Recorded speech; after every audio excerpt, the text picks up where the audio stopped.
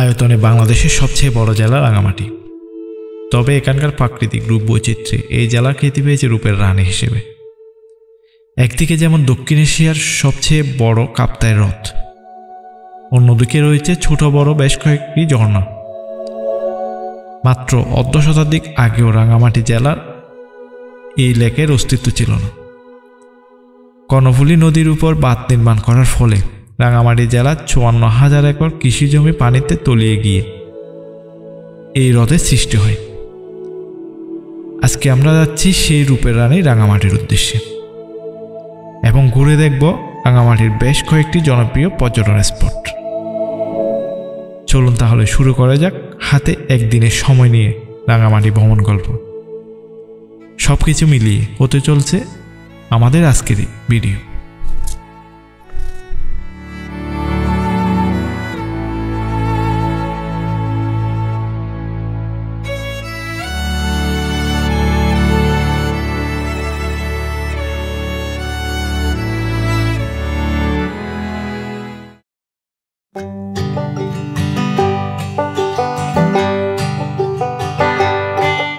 আমাদের এবারের রাঙামাটির ট্যুর শুরু হতে যাচ্ছে সাইদাবাদ বাস কাউন্টার থেকে।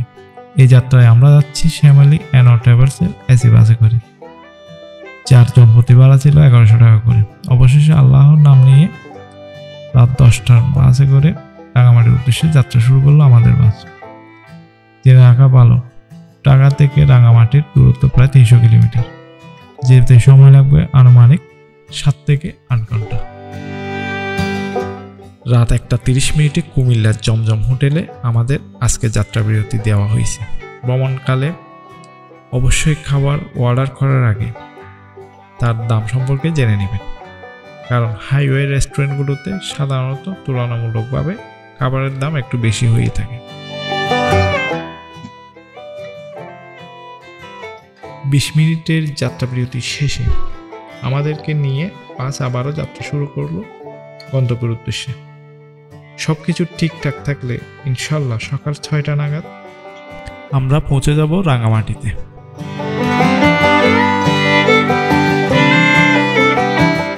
এখন সময় 7:20। আলহামদুলিল্লাহ আমরা লাল পাহাড়ের দেশ রাঙামাটি এসে পৌঁছালাম। গাড়ি আমাদেরকে এই জায়গায় নামিয়ে দিল। তো এখন আমরা সামনে একটা হোটেল দেখতেছি, খাজা হোটেল অ্যান্ড বিরিয়ানি হাউস। এখানে আমরা সকালের নাস্তাটা সেরে নেব। প্রথম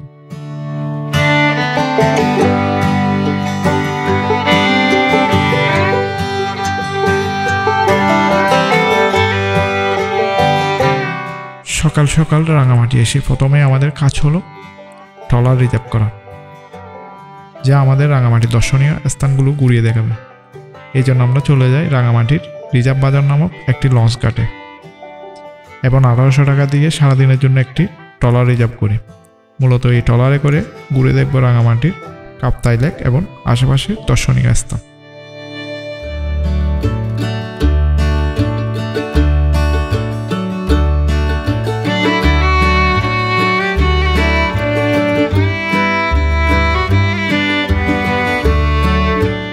কৃত্রিম হলেও প্রকৃতি যেন তার সবটুকু রূপ ঢেলে দিয়েছে কাপ্তাই লেকে।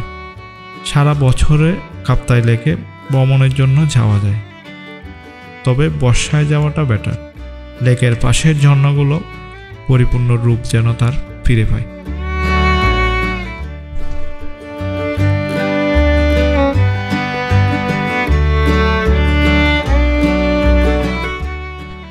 কাপ্তাই লেকের দুই পাশের অপরূপ সৌন্দর্য দেখতে দেখতে চলে আসলাম আমাদের ফার্স্ট ডেস্টিনেশন সুবলং ঝর্ণা।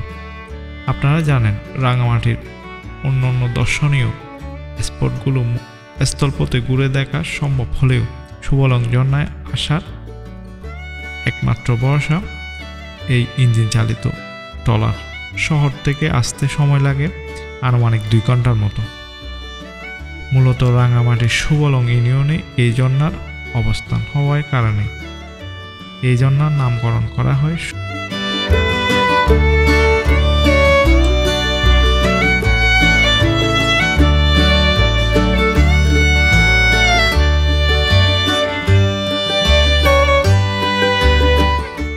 টাকা দিয়ে টিকিট কেটে ভিতরে প্রবেশ করলাম সুবলং ঝর্ণায়। শুকনো মৌসুম হওয়ায় এই ঝর্ণায় তেমন পানি থাকে না, তবে বর্ষায় সৌন্দর্য সুবলং ঝর্ণায় জলধারা প্রায় 300 ফিট উঁচু থেকে নিচে আছড়ে পড়ে। দুর্ভাগ্যবশত আমি শুকনো মৌসুমে আসার কারণে খুব একটা পানির দেখা মেলেনি, তবে ঝর্ণার আসার প্রপার টাইম বর্ষায় আমি মনে করি। সুবলং ঝর্ণায় এসে আমরা অনেকক্ষণ ঘোরাঘুরি শেষ করলাম এবং আই লাভ সুবলং এর আশেপাশে ফটো সেশন করলাম। তবে আপনারা আসলে অবশ্যই এখানে ঘুরে ফিরে দেখবেন, কিন্তু বর্ষায় আসা বেটার। এখন যেহেতু শুকনো মৌসুম, পানি কম, বর্ষায় এলে পরিপূর্ণ পানি পাওয়া যায়। তবে সৌন্দর্যটা অনেক আকর্ষণ করে, আপনারা আসলে অবশ্যই ঘুরে যাবেন এই ঝর্ণায়।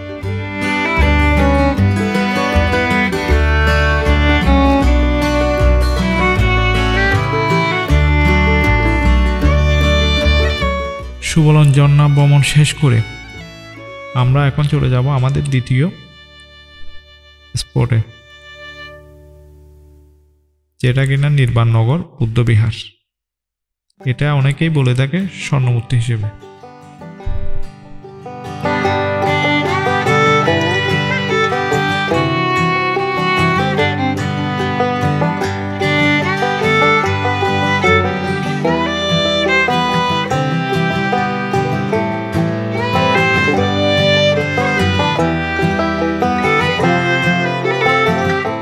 আমরা চলে আসছি আমাদের দ্বিতীয় স্পটে, নির্বাণনগর বুদ্ধবিহার।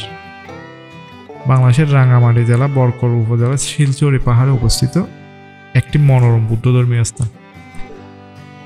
এটি কাপ্তাই হ্রদের পাড়ে পাহাড়ের চূড়ায় নির্মিত, যা দূর থেকে সোনালী বুদ্ধ মন্দির কারণে সবাই চেনে।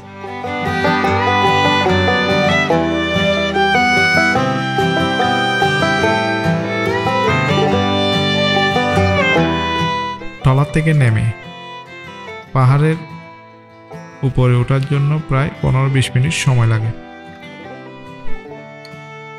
নির্বাণনগর বুদ্ধবিহার তার প্রাকৃতিক সৌন্দর্য, ধর্মীয় গুরুত্ব এবং শান্ত পরিবেশের জন্য পর্যটকদের কাছে একটি জনপ্রিয় গন্তব্য। কাপ্তাই হ্রদের নীল জলরাশি এবং ছোট বড় পাহাড়ের সবুজে ঘেরা এই বিহারটি ভ্রমণ পিপাসুদের জন্য খুবই সুন্দর একটি জায়গা হতে পারে।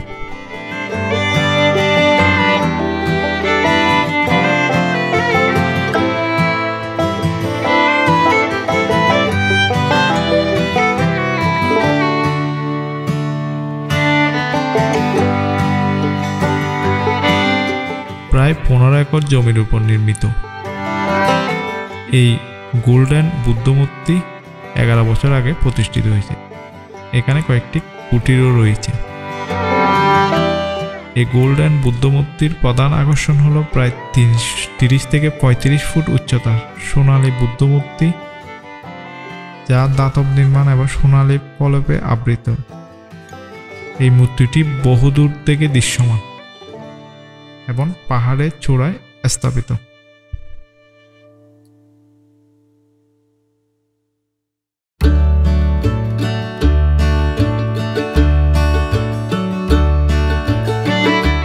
নির্বাণনগর বুদ্ধবিহার, এটা অনেকে বলে স্বর্ণমূর্তি, তবে এই পাহাড়ে উঠলে রাঙামাটি লেকের একটা অপরূপ সুন্দর ভিউ পাবেন।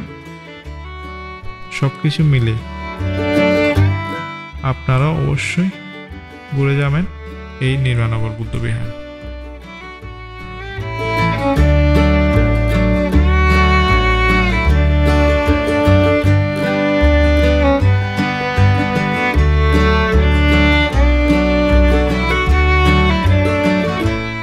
আমরা নির্বাণনগর বুদ্ধবিহার ঘোরাফেরা শেষ করে এখন চলে যাব পাহাড়ি আদিবাসী গ্রামে। চলুন তাহলে একসাথে দেখা যাক।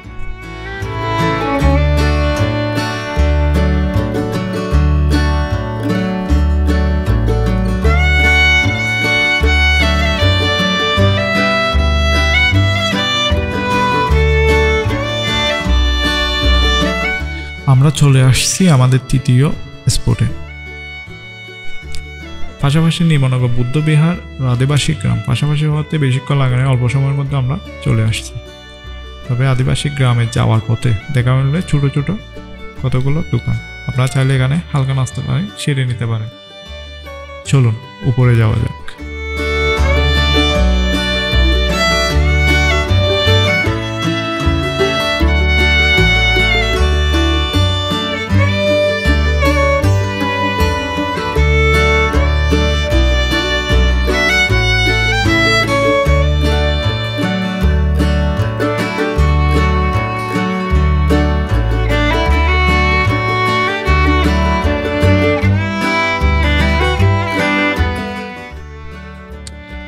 আদিবাসী গ্রাম, এখানে আপনারা পাহাড়ের আদিবাসীদের ঐতিহ্য এবং জীবনযাত্রা এক সুন্দর প্রতিচ্ছবি দেখতে পাবেন।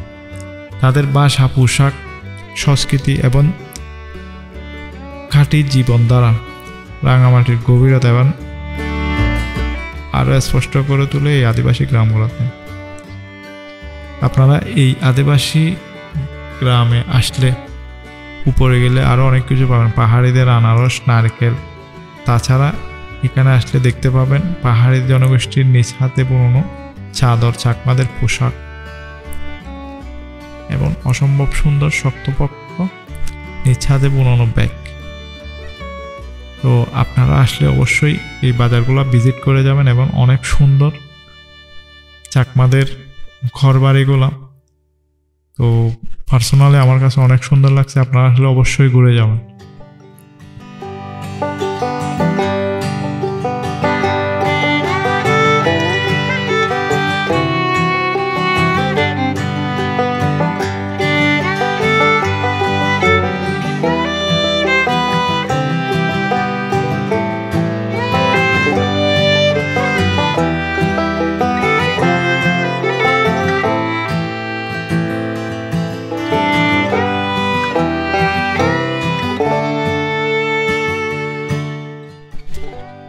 আদিবাসী গ্রামে অনেকক্ষণ ঘোরাফেরা শেষে দুপুরের খাবারের জন্য কাপ্তাই লেকের আশেপাশে ছোট বড় বেশ কয়েকটি জনপ্রিয় রেস্টুরেন্ট পেয়ে যাবেন। সাধারণত কাপ্তাই লেকে যারা ভ্রমণ করতে আসে তারাই পাহাড়ি আদিবাসীদের ভিন্নধর্মী এই খাবারের অভিজ্ঞতা নিয়ে থাকে। তবে আপনাদের ভ্রমণ সঙ্গী সংখ্যায় যদি বেশি হয়ে থাকে সেক্ষেত্রে 1 থেকে 1.5 ঘন্টা আগে এই রেস্টুরেন্টগুলোতে অর্ডার করে যেতে হবে। আর যদি সংখ্যায় 1-2 জন হন আলাদাভাবে কোনো অর্ডার করতে হবে না। আমি মূলত রাঙাদ্বীপ রেস্টুরেন্ট নামে এই হোটেলে 250 টাকায় একটি খাবারের প্যাকেজ নিয়েছি এবং দুপুরের খাবার এখানে সেরে নিয়েছি। খাবারের মান অনেক ভালো ছিল, আপনারাও আসলে ট্রাই করতে পারেন। এই রেস্টুরেন্টটা নতুন হয়েছে।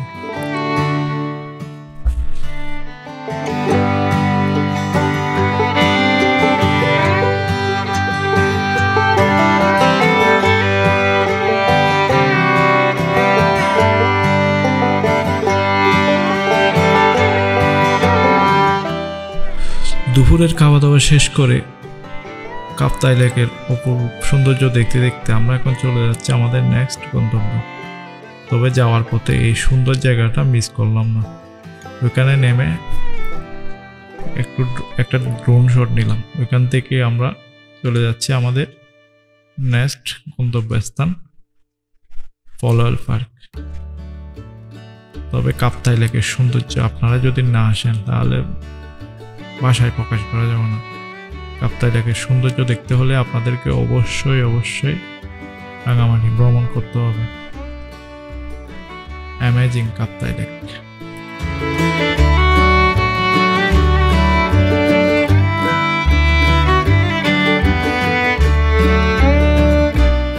অবশেষে আমরা এখন চলে আসছি আমাদের 4র্থ নম্বর গন্তব্যস্থানে পলওয়াল পার্কে।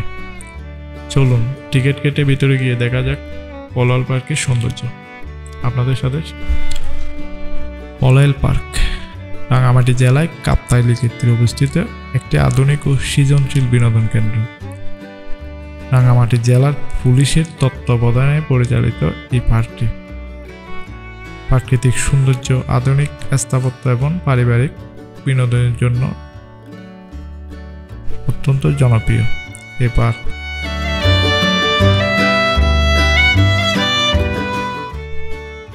30 টাকা দিয়ে টিকিট কেটে পলওয়েল পার্কের ভেতরে প্রবেশ করলাম আমরা। কাপ্তাই লেকের নীল জলরাশি, সবুজ পাহাড়ের মাঝে অবস্থিত এই পার্কটি প্রকৃতি প্রেমীদের জন্য আদর্শ স্থান। শিশুদের জন্য বিভিন্ন রাইড ও খেলার ব্যবস্থা রয়েছে, যার টিকিট মূল্য 30 থেকে 40 টাকা। আপনারা এই পার্কে আসলে অনেকগুলো রাইড পেয়ে যাবেন, যেগুলো শিশুদের জন্য। পাশে আছে সুইমিং পুল। সাঁতারের জন্য সুইমিং পুলে প্রবেশ ফ্রি মনে হয় 200 টাকা মেবি। তো 200 টাকা দিয়ে আপনারা এই সুইমিং পুলে সুইমিং করতে পারবেন। গ্রামীণ জীবনের প্রতিচ্ছবি হিসেবে টেকিগড় ও কলসি কাকের নারী ভাস্কর্য পার্কের সৌন্দর্য বৃদ্ধি করছে অনেক।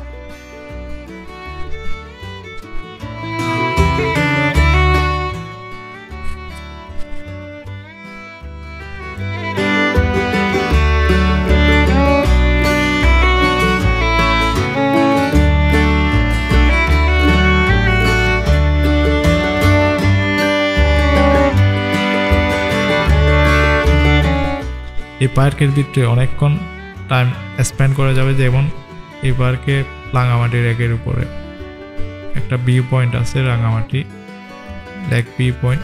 এটা দেখতে অনেক সুন্দর। এখান থেকে রাঙামাটি লেকের ভিউটা অনেক সুন্দর পাওয়া যায়। একটা ঝুলন্ত ব্রিজ আছে, যেটা দেখতে রাঙামাটির ঝুলন্ত ব্রিজের মতো, ওই আদলেই তৈরি করছে এটা। পাশে আছে কাইকিং এর ব্যবস্থা। আপনারা চাইলে এখানে আসলে কাইকিং করতে পারবেন। পার্কটা আসলে অনেক সুন্দর দেখতে, পরিপাটি, খুব সিমসাম।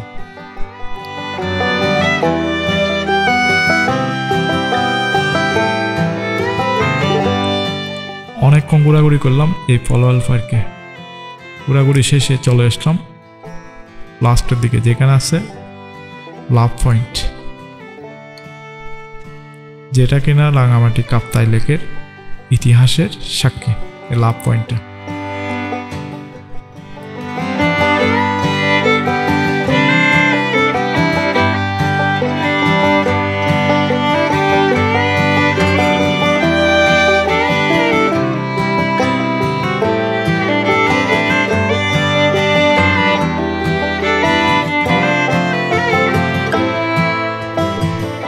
প্রাকৃতিক সৌন্দর্য ও আধুনিক বিনোদনের সমন্বয়ে পলওয়েল পার্ক রাঙামাটির অন্যতম দর্শনীয় স্থান।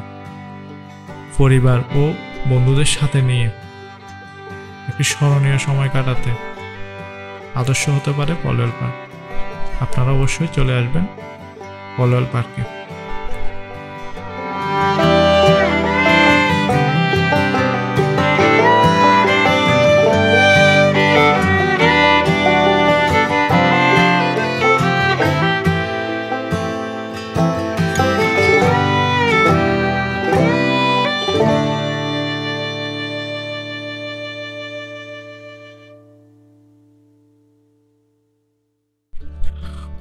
পলওয়েল পার্ক ভ্রমণ শেষ করে আমরা এখন চলে যাব কাপ্তাই লেকের সৌন্দর্য দেখতে দেখতে রাঙামাটির সেই ঐতিহ্যবাহী ঝুলন্ত ব্রিজ। চলুন একসাথে দেখা যাক রাঙামাটির সেই ঐতিহ্যবাহী ঝুলন্ত ব্রিজ।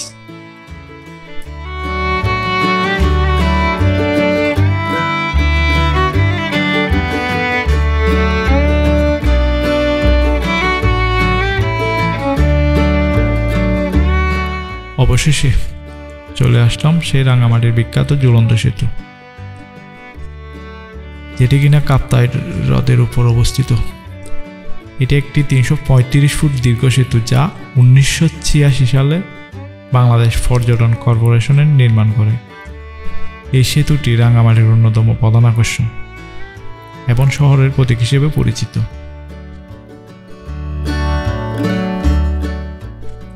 সেতুটি রাঙামাটি সদর উপজেলা তবলছড়ি এলাকায় অবস্থিত। এটি কাপ্তাই হ্রদের দুই পাড়ের পাহাড়কে সংযুক্ত করেছে, যা সেতুর উপর থেকে কাপ্তাই হ্রদের নয়নাভিরাম দৃশ্য উপভোগ করার সুযোগ করে দেয়। রাঙামাটির এই বিখ্যাত ঝুলন্ত সেতু প্রকৃতি ও স্থাপত্যের এক অপূর্ব সংমিশ্রণ, যা কিনা প্রতিটি পর্যটকদের জন্য একটি স্মরণীয় অভিজ্ঞতা হয়ে থাকে।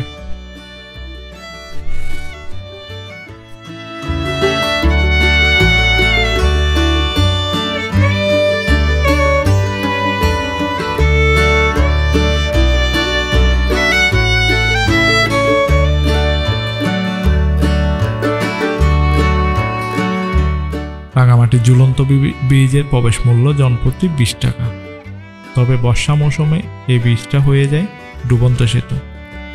জি বন্ধুরা, ঠিকই শুনেছেন, বর্ষা মৌসুমে এই ব্রিজটা একদম পানিতে ডুবে যায়। তবে রাঙামাটি ভ্রমণের উপযুক্ত সময় সারা বছরই, শীতে বর্ষায় দুটোটাই উপভোগ্য রাঙামাটি ভ্রমণের জন্য।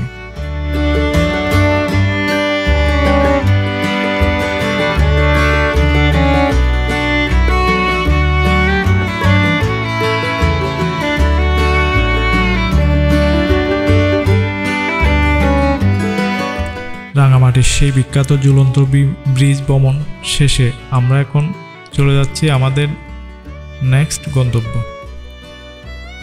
যেটা কিনা রাঙামাটির শেষ বিকেলের সুন্দর একটি আদর্শ জায়গা। সো চলুন একসাথে দেখা যাক সেই সুন্দর জায়গাটা।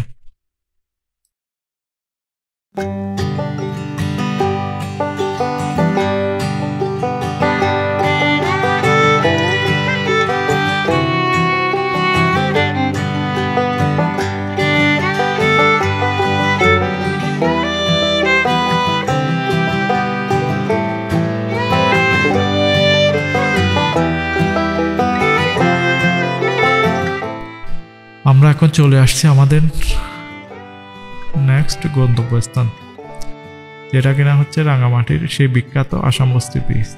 এখানে বিকাল টাইম স্পেন্ড করার জন্য একটি আদর্শ জায়গা। তো আপনারা রাঙামাটি ঘুরতে আসলে শেষ বিকেলের সময় যদি হাতে সময় থাকে, এই আসামবস্তি ব্রিজ যে ঘুরে যাবেন, অবশ্যই ভালো লাগবে শেষ বিকেলটা।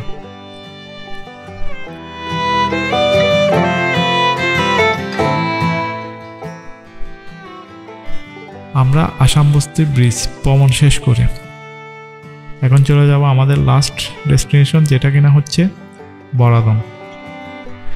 রাঙামাটি জেলার একটি মনোরম পর্যটন এলাকা, যা কাপ্তাই ও রাঙামাটি শহরকে সংযুক্ত করে।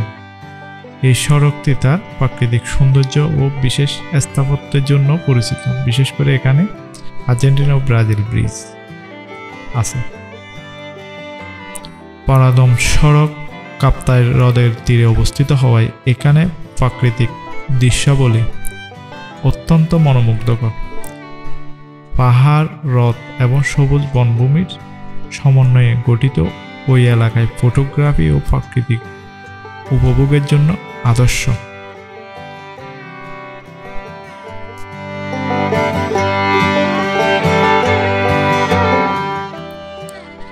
আপনারা যদি আমার মতো হাতে সময় থাকে, রাঙামাটি এসে হাতে সময় থাকলে শেষ বিকেলে এই রাঙামাটি কাপ্তাই রিং রোডে বরাদম সড়কটা ভ্রমণ করে যাবেন, কারণ এখানে আসলে শেষ বিকেলে সূর্যাস্তের মনোরম দৃশ্যটা উপভোগ করতে পারবেন।